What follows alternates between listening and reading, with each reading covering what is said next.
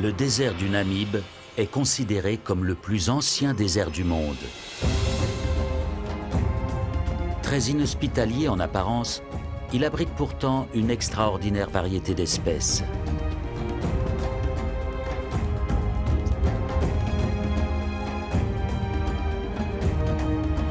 Avec seulement 20 mm de précipitations par an, et bien que bordé par l'océan Atlantique, le désert du Namib est d'une aridité extrême.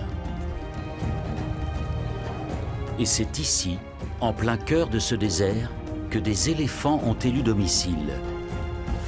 Comment ces animaux parviennent-ils à survivre dans un milieu aussi hostile ?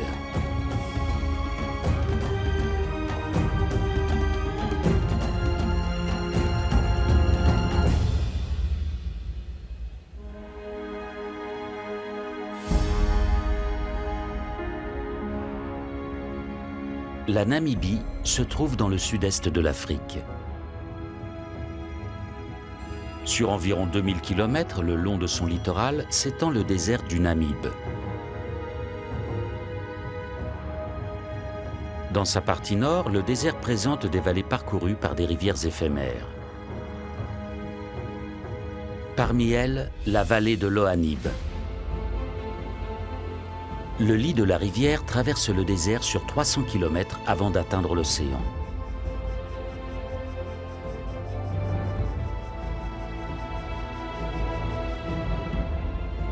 Mais l'eau n'y coule que quelques jours par an.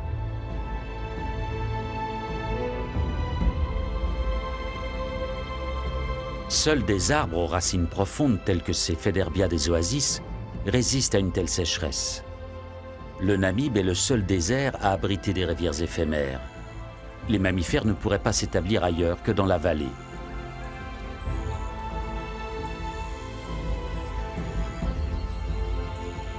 Et les éléphants du désert sont ici chez eux.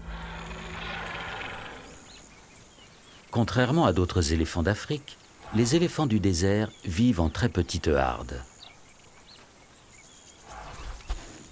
Extrêmement rares, ces pachydermes au mode de vie très atypique sont suivis de près par des chercheurs qui ont attribué un prénom à chacun d'entre eux.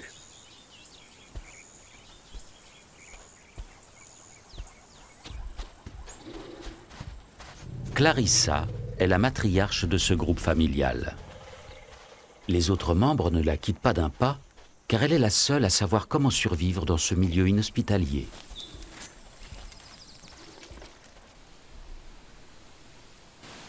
Dans la vallée de l'Ohanib, les fruits des Féderbia sont mûrs. Leurs gousses renferment des graines riches en protéines.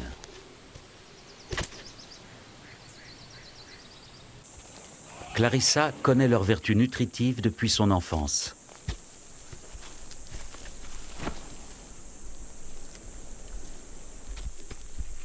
Maya, la benjamine, tente elle aussi de goûter aux fruits. Mais elle manque encore un peu d'entraînement.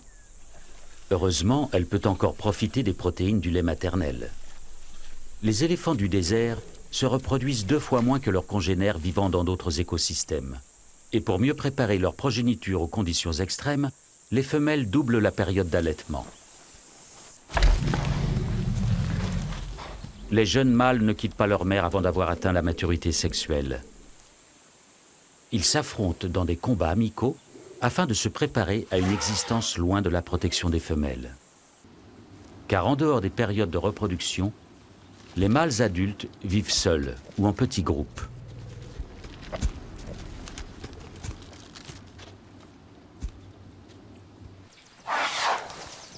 Yapi est le plus habile des jeunes mâles. Il atteint de hautes branches sous le regard envieux de son frère cadet.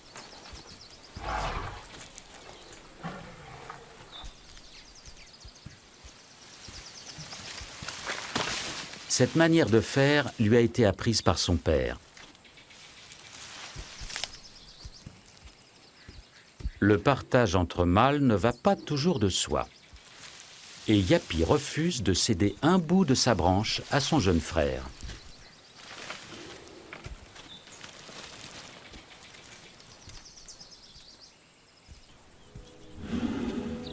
Leur père, One Tusk, va sur ses 60 ans.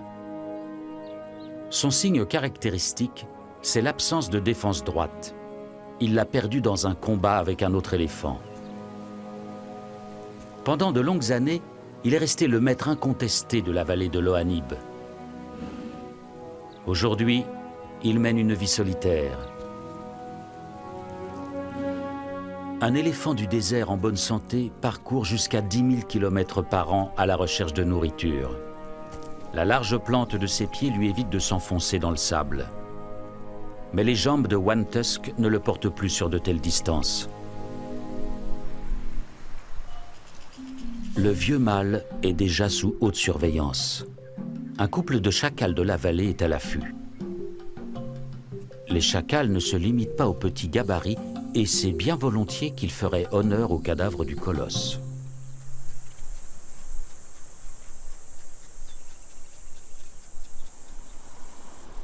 Clarissa guide Saad vers une nouvelle oasis de nourriture. Dans cette vallée transversale, les animaux trouvent toutes sortes d'herbes et d'arbustes. Les éléphants du désert prennent le plus grand soin de la source de leur nourriture, bien plus que les pachydermes vivant dans d'autres environnements. Au lieu d'arracher les plantes avec leurs racines, ils en récoltent délicatement les jeunes pousses, si bien que les arbustes peuvent continuer à se développer.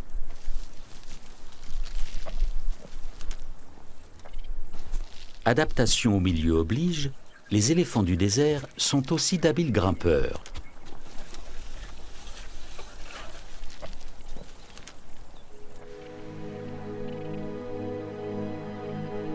Le vieux One Tusk atteint à grand-peine un des Féderbia dont Clarissa et les siens ont eu la primeur. Et la harde n'a laissé que de maigres reliefs.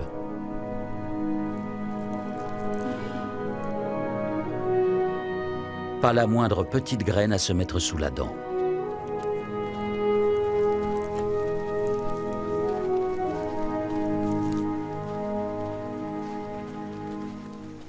Pour la faune du Namib, survivre est un défi quotidien. Souvent, les animaux doivent parcourir de longues distances pour trouver de l'eau. À défaut de connaître des points d'eau cachés, la plupart des éléphants s'hydratent avec la nourriture qu'ils ingèrent. La moindre petite feuille verte contient de l'eau et c'est toujours ça de prix.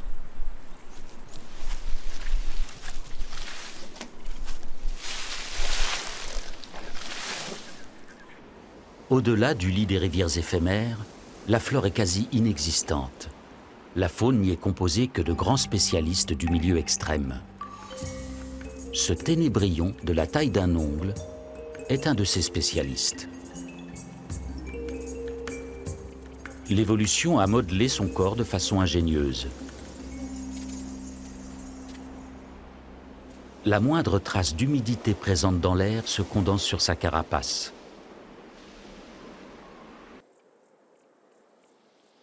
Les gouttelettes qui se forment petit à petit n'ont ensuite plus qu'à glisser vers sa bouche.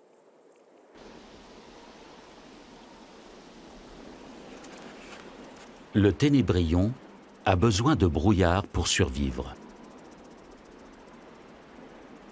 Mais comment expliquer la présence de brouillard en plein désert? Le Namib est un désert côtier. Le long de ses côtes, le courant froid de Benguela, originaire de l'Antarctique, fait descendre la température de l'océan à 12 degrés. Quand les masses d'air chaud du continent rencontrent les eaux froides de l'Atlantique, elles se refroidissent, se saturent en eau et du brouillard se forme.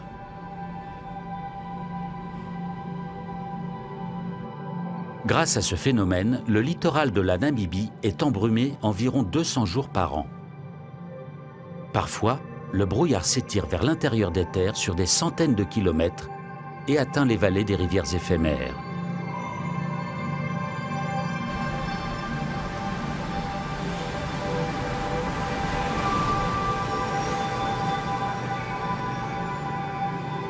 En plus du brouillard, le courant de Benguela apporte des poissons en abondance, qui font le régal des otaries.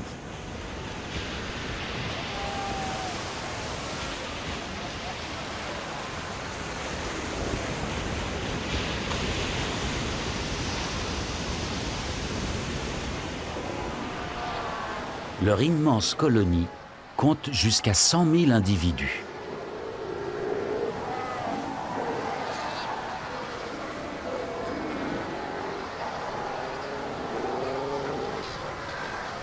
Grâce au courant froid de Benguela, la côte du Namibe est un paradis pour les phoques et les oiseaux marins.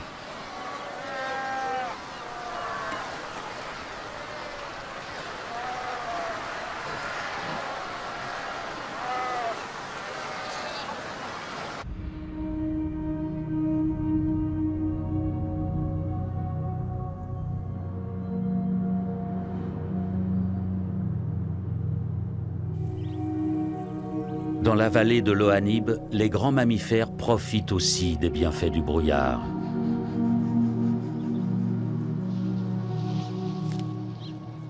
Yapi et son frère absorbent les gouttes de rosée qui se déposent sur l'herbe et les feuilles. Grâce à cette humidité, les éléphants du désert peuvent se passer d'eau pendant 4 jours.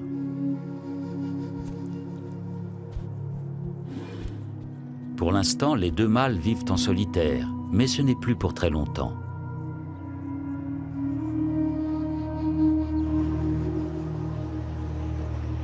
Le brouillard se dissipe et laisse la place au soleil, ainsi qu'à de nouveaux arrivants.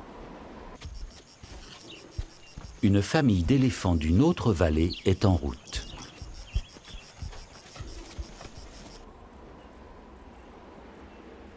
Ces animaux répondent à l'appel de leurs congénères. Les sons leur parviennent à travers la plante des pieds.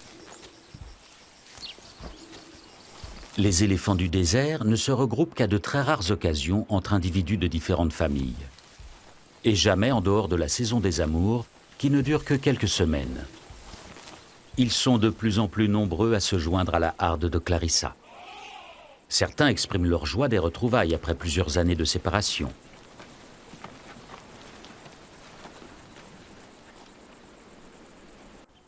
L'arrivée de femelles n'a pas échappé à Yapi et à son frère. Et lorsqu'il s'agit d'obtenir la faveur des éléphantes, c'est chacun pour soi.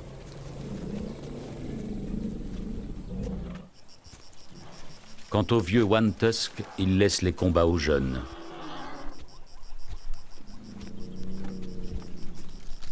Il n'a plus la force de rivaliser avec d'autres mâles.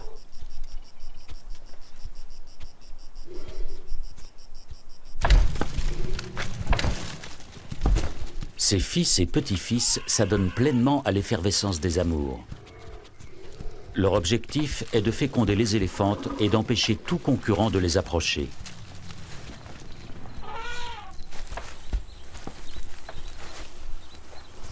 Yapi n'arrivera à ses fins qu'en utilisant un subterfuge pour isoler Clarissa du reste de la harde.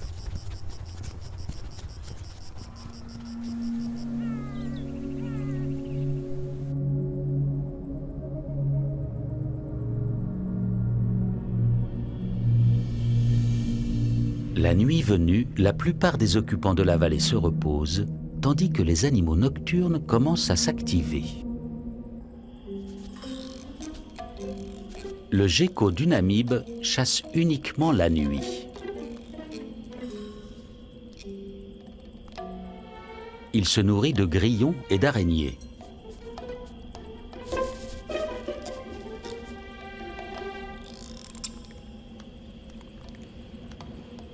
Comme les grenouilles, il possède des pattes palmées qui lui permettent de ne pas s'enfoncer dans le sable. Il parcourt ainsi les dunes en effleurant à peine le sol.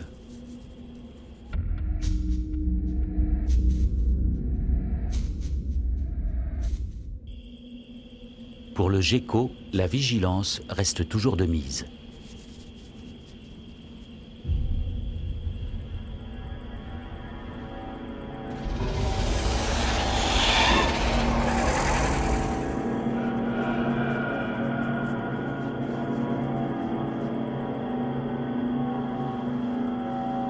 La vipère du désert du Namibe n'a pas la vie facile, tout comme les éléphants, le ténébrion ou le gecko.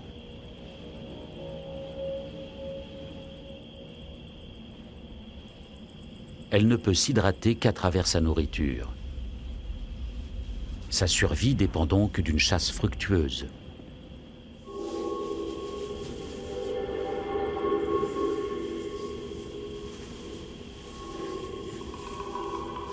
Lorsqu'elle repère un terrain propice, elle s'enfonce dans le sable et guette ses proies.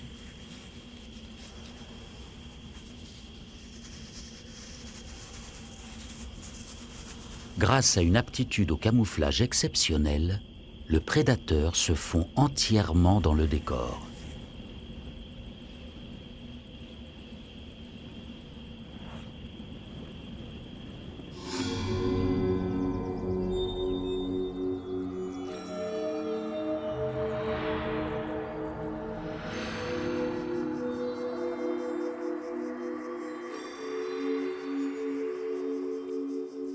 Le soleil est dangereux pour le gecko qui doit s'en protéger s'il ne veut pas mourir déshydraté. Une fois de plus, ses pattes palmées lui rendent un fier service. En un rien de temps, il creuse des galeries souterraines impressionnantes.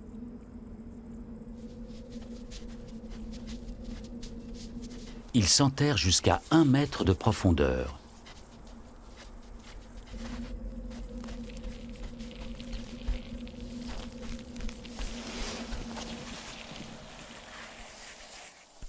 Ici, la chaleur est plus supportable.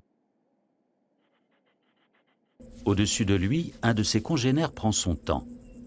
Et pour cause, le brouillard arrive.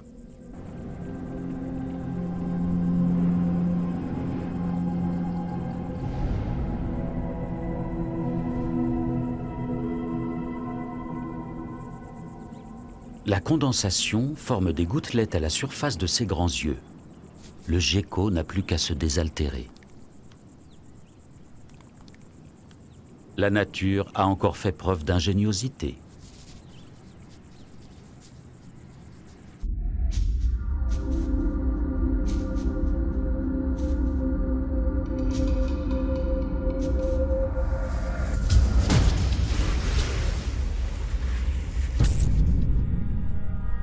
La patience a porté ses fruits. La vipère peut à présent festoyer et surtout se désaltérer.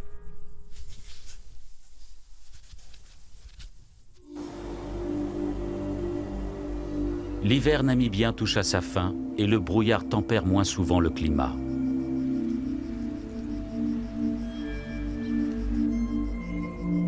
Une chaleur accablante pèse maintenant sur la vallée de l'Ohanib. Clarissa et sa famille supportent tant bien que mal les 40 degrés à l'ombre.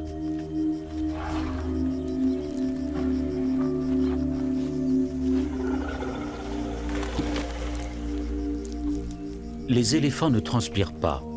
Pour évacuer la chaleur de leur corps, ils bougent leurs oreilles. Mais par ces températures extrêmes, les animaux semblent ne même plus avoir la force de se ventiler. Pour les plus jeunes, la chaleur peut représenter un danger mortel. Maya paraît exténuée.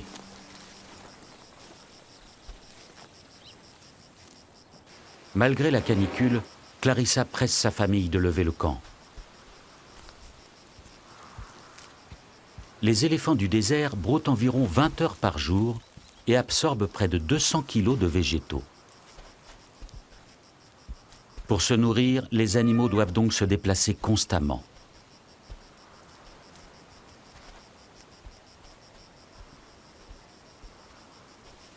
Ce jeune mâle est tellement épuisé qu'il n'a pas entendu le signal du départ.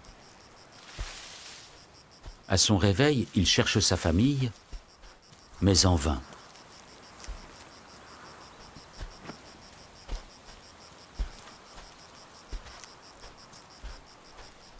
Toute la harde a disparu.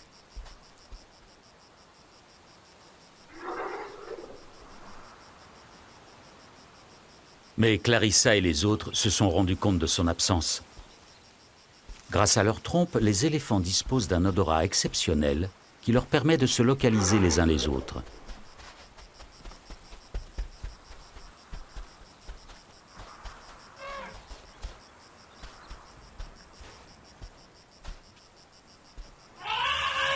Finalement, c'est la jeune Maya qui donne l'indication décisive au mâle égaré. Il sait maintenant quelle direction prendre.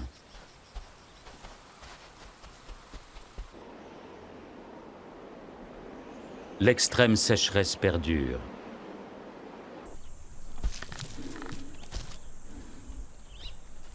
Clarissa et sa famille doivent se contenter d'un arbre mort pour toute nourriture. Dans le désert, un arbre de cette taille ne se décompose qu'au bout de nombreuses années. Les éléphants sont les seuls à pouvoir le rendre comestible pour les autres animaux. Les pachydermes n'assimilent en effet que 60% de ce qu'ils mangent et éliminent le reste. Ils répandent ainsi les graines des arbres avec leurs excréments.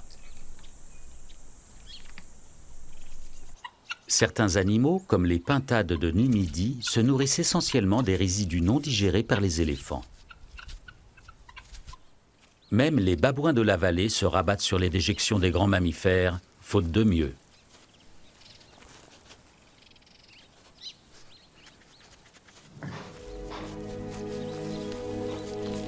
De son côté, le vénérable One Tusk essaie de grignoter un peu de bois.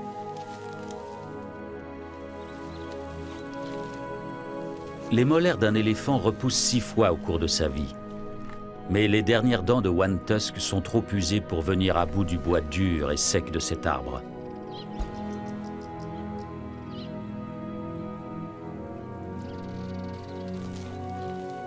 Ailleurs, en Afrique, les éléphants âgés se retirent dans des zones marécageuses pour se nourrir de feuilles tendres.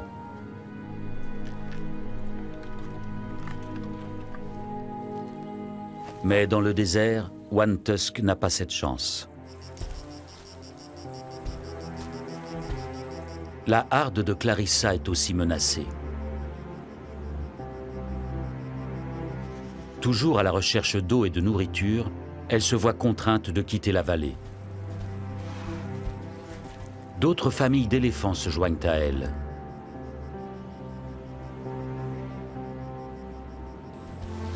Seule Clarissa connaît les points d'eau rarissimes et bien cachés. Grâce à son expérience, elle est aussi la seule capable d'en dénicher de nouveaux. La vallée de l'Ohanib se vide progressivement de ses habitants. Les chacals décident eux aussi de se diriger vers les côtes. Affamés et assoiffés, ils espèrent y trouver de la nourriture. One Tusk, lui, n'a plus la force d'entreprendre un tel voyage. Seule une pluie providentielle qui ferait pousser de l'herbe tendre pourrait le tirer d'affaire.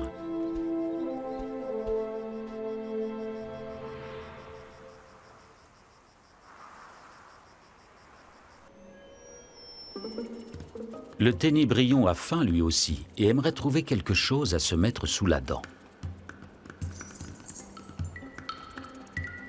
À la différence de la plupart des animaux du désert, il n'attend pas les jeunes pousses vertes, mais se contente de restes de végétaux. Il compte sur le vent qui souffle en permanence sur le désert et y dépose des feuilles mortes dans le creux des petites vallées entre les dunes. Le plus souvent, il doit se contenter de quelques brins d'herbe. Mais parfois, le vent accumule un petit tas de végétaux divers. Même desséchées, ces plantes contiennent des substances nutritives importantes.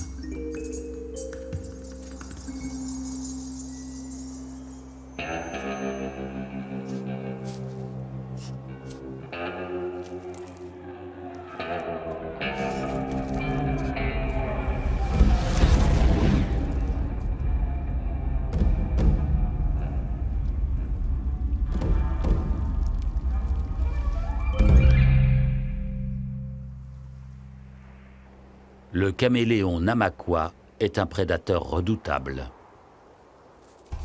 Du moins pour le ténébrion. La rapidité du saurien ne lui épargne pas quelques courses-poursuites.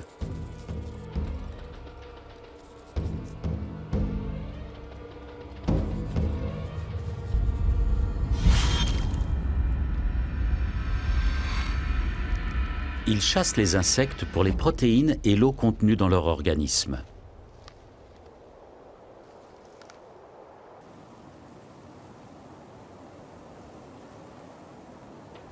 Le caméléon Namaqua est le plus grand animal à sang froid du Namib. Des reptiles plus grands ne pourraient y survivre.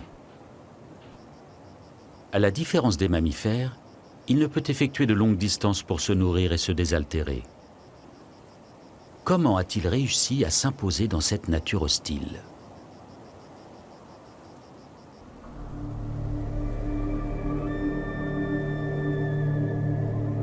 Il faut regarder en direction de la vallée du Dead Vley pour avoir la réponse. Autrefois, elle abritait une rivière comparable à celle de l'Ohanib. En remontant le cours d'eau, des animaux se sont aventurés parfois très loin à l'intérieur du désert. Puis, il y a plusieurs siècles de cela, des dunes ont progressivement recouvert le lit de la rivière et fait barrage à l'arrivée d'eau. Mais la lenteur de ce phénomène a permis aux animaux de s'adapter au changement. Et c'est ainsi que le caméléon Namaqua s'est installé et a survécu en plein désert. Quelques acacias morts sont les seuls témoins de cette époque lointaine où la végétation était abondante. Certains arbres sont là depuis plus de 500 ans. Beaucoup plus de temps qu'il n'en a fallu aux mammifères pour s'adapter à ce milieu.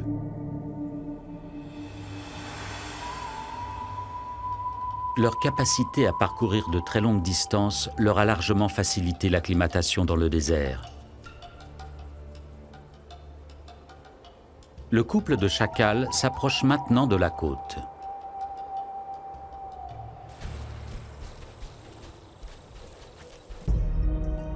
Pendant ce temps, Clarissa cherche toujours de l'eau. La petite Maya faiblit à vue d'œil.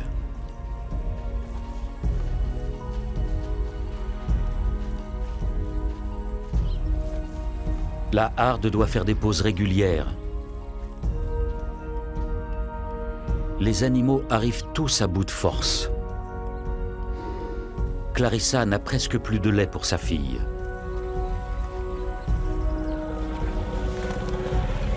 Soudain, Maya s'effondre.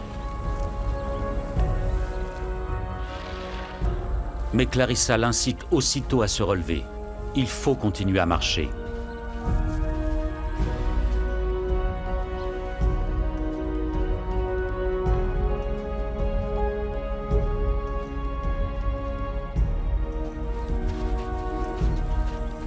Enfin, après cette longue journée, les éléphants peuvent se désaltérer.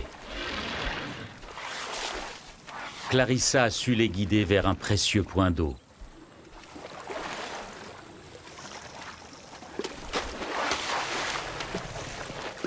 Les éléphants du désert ne boivent jamais plus de 100 litres par jour. Une manière de préserver les réserves d'eau du désert.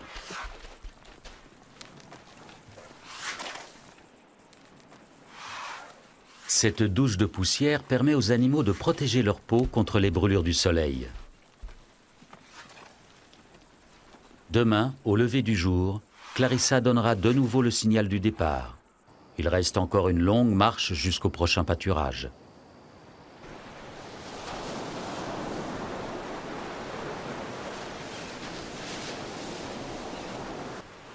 Le couple de chacals vient d'atteindre la côte et se dirige maintenant vers le sud.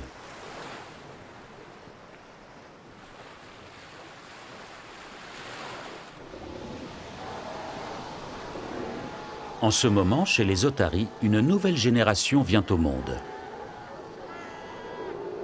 Comme la plupart des femelles, cette jeune mère est sur le point de mettre bas.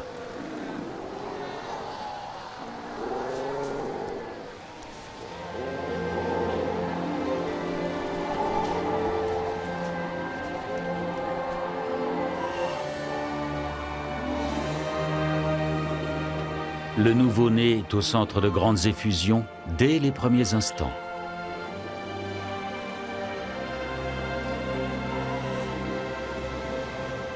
La voix et l'odeur de chaque animal sont aussi uniques que les empreintes digitales chez l'homme. Grâce à ce rituel de naissance, la mère et son petit pourront dorénavant se retrouver et se reconnaître à tout moment.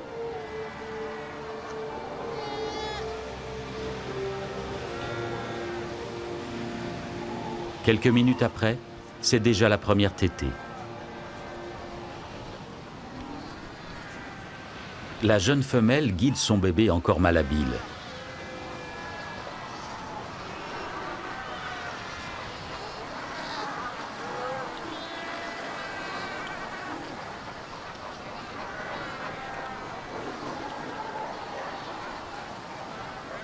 Le même scénario se répète pour des dizaines de milliers d'autres mères otaries.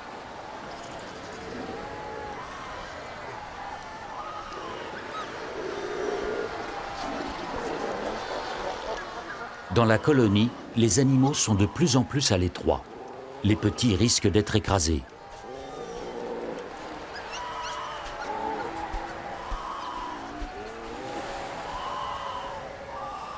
Afin de les protéger, les adultes mettent en place de véritables crèches. La jeune mère vient elle aussi y déposer son petit.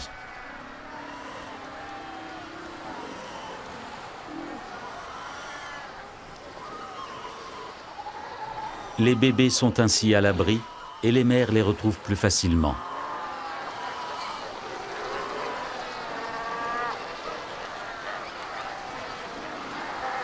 Elles doivent chasser quotidiennement pour se nourrir et donner à leurs petits un lait nutritif.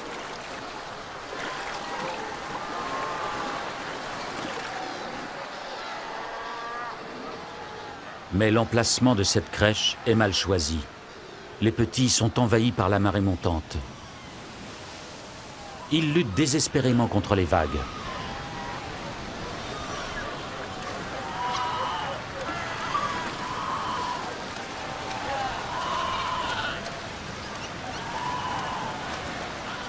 En vain, la mer emporte la plupart d'entre eux.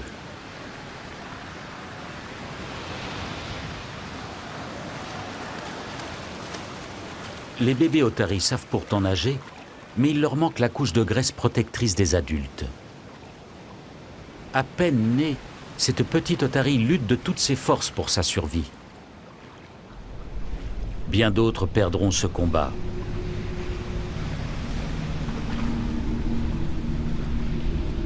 En quelques minutes, les petits sont à bout de souffle et ne peuvent plus garder la tête hors de l'eau.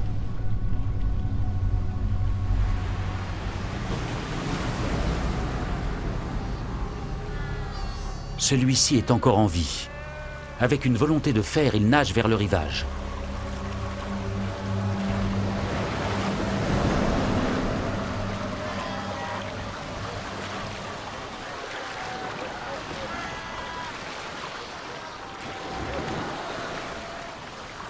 Le voici hors de danger.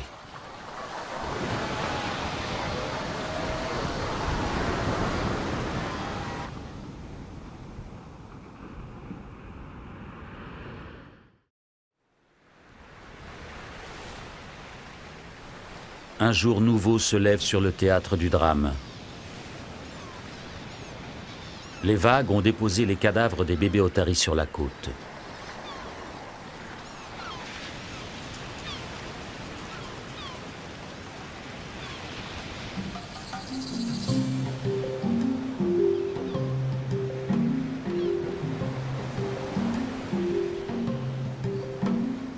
Un grand festin attend les chacals affamés qui ont parcouru des centaines de kilomètres depuis la vallée de l'Ohanib.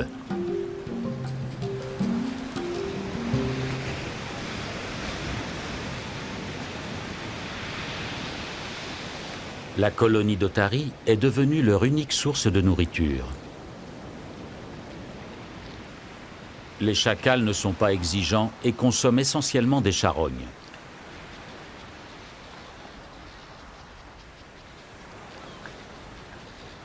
Ils vont passer les prochaines semaines sur la côte. Lorsque les petites otaries seront devenues des nageurs plus chevronnés et endurants, la colonie offrira moins de nourriture aux chacals. Ils retourneront alors dans la vallée de l'Ohanib.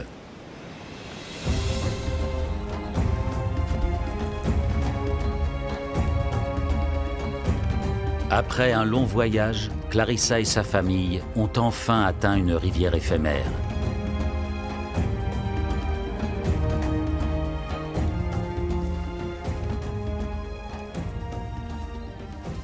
La matriarche savait d'instinct qu'ici, la végétation serait plus abondante, même en période de sécheresse.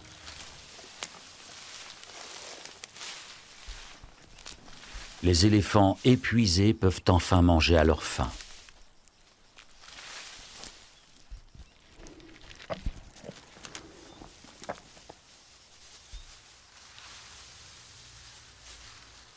Le ventre bien rempli, Maya plonge dans un sommeil réparateur.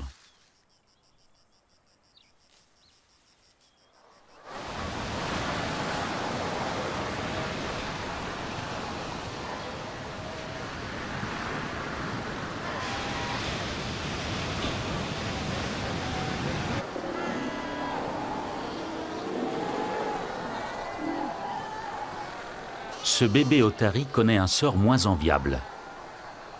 Il a échappé de justesse à la noyade, mais il ne retrouve plus sa mère.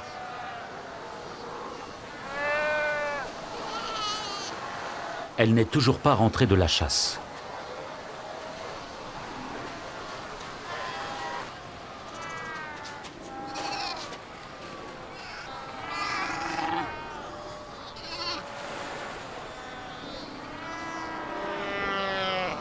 Le petit croit reconnaître la voix de sa mère.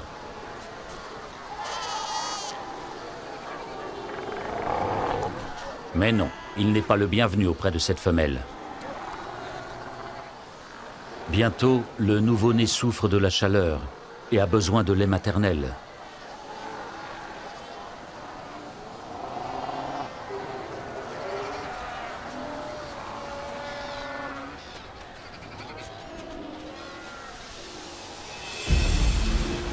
À la mi-journée, la voici enfin de retour.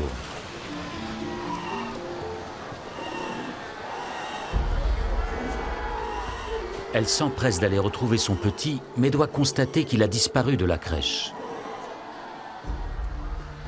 De son côté, le bébé égaré continue de l'appeler et de la chercher.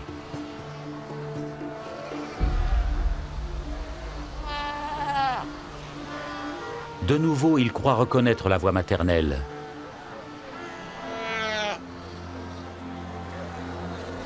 Est-ce bien elle cette fois-ci ?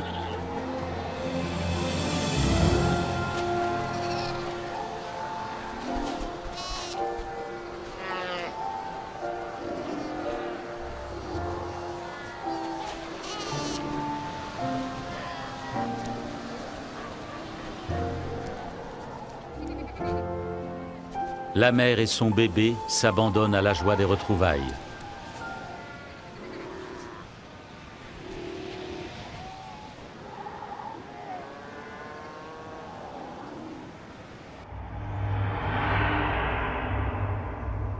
Un vent puissant se lève sur les côtes et souffle sur le désert. Il crée des tempêtes de sable sur son passage.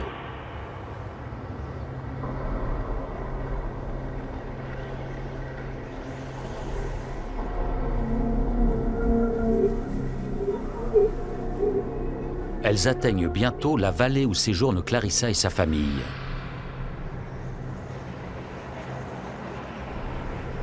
Les tempêtes de sable annoncent l'arrivée de fortes pluies. La matriarche Clarissa est expérimentée et sait ce qu'il lui reste à faire. Car bientôt, les vallées se transformeront en rivières déchaînées qui emporteront tout sur leur passage.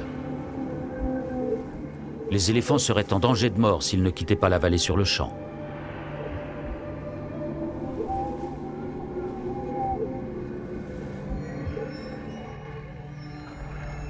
Le lendemain, la rivière surgit en plein désert.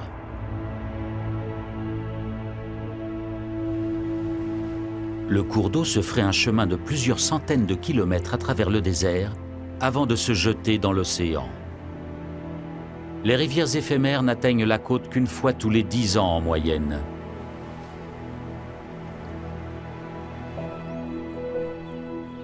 Quelques jours après la pluie, des jeunes pousses vertes apparaissent dans le Namib.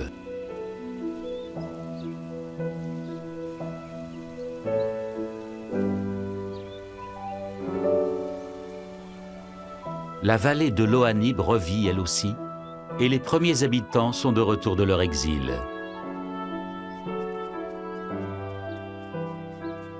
Certains n'ont pas survécu à la sécheresse.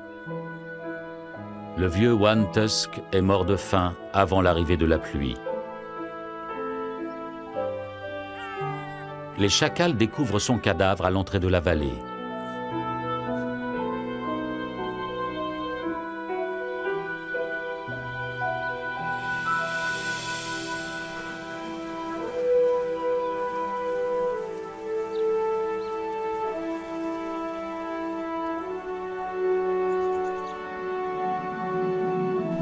Ils attendent la nuit tombée pour se risquer auprès du cadavre du colosse.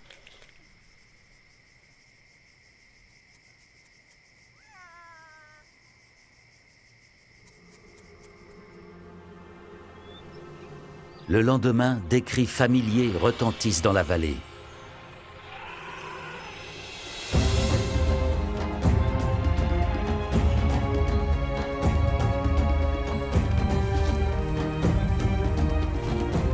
Clarissa est de retour avec sa famille. Les éléphants ont échappé au flot et reviennent tous sains et saufs. La petite Maya se porte bien, elle aussi. Enfin, la harde aperçoit la vallée de l'Ohanib verdoyante.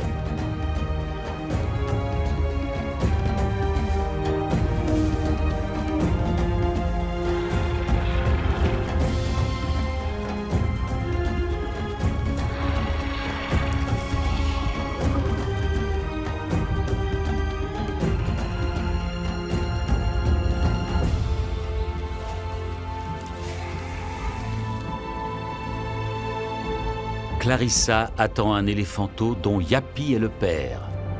La nouvelle génération héritera elle aussi de la force et de l'expérience du vénérable One Tusk. Et la matriarche transmettra à son tour les secrets des éléphants du désert à sa progéniture pour la survie de l'espèce. La vallée de l'Ohanib est un véritable paradis pour les animaux qui ont réussi à s'y adapter à force d'agilité et d'ingéniosité. Dans le plus vieux désert du monde, ils affrontent vaillamment des conditions de vie extrêmes.